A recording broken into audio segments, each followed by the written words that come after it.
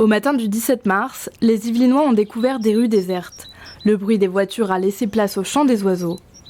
Les bars, restaurants, cafés, théâtres et cinémas ayant fermé le week-end précédent, seuls les commerces alimentaires, les pharmacies et d'autres magasins de première nécessité sont restés ouverts en respectant les mesures sanitaires.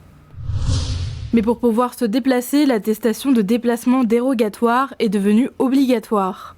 En cas de contrôle des forces de l'ordre, elle sera présentée avec le motif du déplacement. Bonjour madame, je vais vous demander votre attestation s'il vous plaît. Déplacement de domicile. Je suis une association.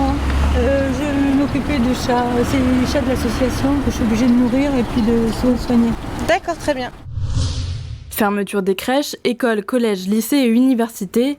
Cette année, le brevet et le baccalauréat seront évalués en contrôle continu. Pour les cours, tout se passe à domicile. Les enseignants assurent une continuité pédagogique.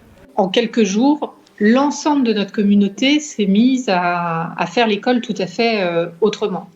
Par exemple, dans le premier degré, c'est-à-dire les écoles primaires, on a créé en l'espace de 2 jours l'équivalent de 1700 blogs pour que les enseignants puissent mettre leurs supports, les ateliers de lecture, déroulent le programme d'une journée, les petits exercices que les élèves font. Donc vraiment, il y a eu un virage colossal qui a été pris. La veille du confinement, les Yvelinois avaient rendez-vous aux urnes pour le premier tour des élections municipales. Après les annonces du président Emmanuel Macron, pas de deuxième tour prévu pour ces élections.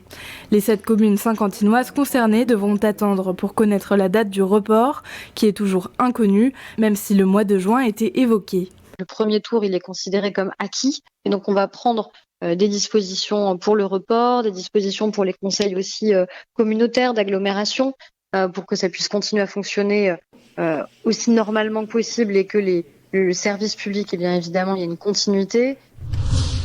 Pour faire face à l'afflux de la maladie dans les Yvelines, les médecins de ville ont organisé l'ouverture des centres dédiés au Covid-19. Des centres qui permettent d'accueillir des patients ayant les symptômes du coronavirus. Parmi les personnes touchées par la maladie, on apprenait le 29 mars le décès de Patrick Devedjian, président du conseil départemental des Hauts-de-Seine, qui avait pour projet la fusion entre les départements Yvelines-Hauts-de-Seine. Dans un communiqué, son homologue Pierre Bédier, président du conseil départemental des Yvelines, lui rendait hommage et mettait un point d'honneur à poursuivre le rapprochement des 2 départements. Face au Covid, les Yvelinois ont su montrer leur générosité et leur solidarité.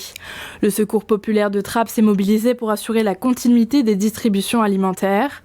Malgré la situation délicate pour les commerçants, des livraisons à domicile ont été organisées par quelques fermes de la région.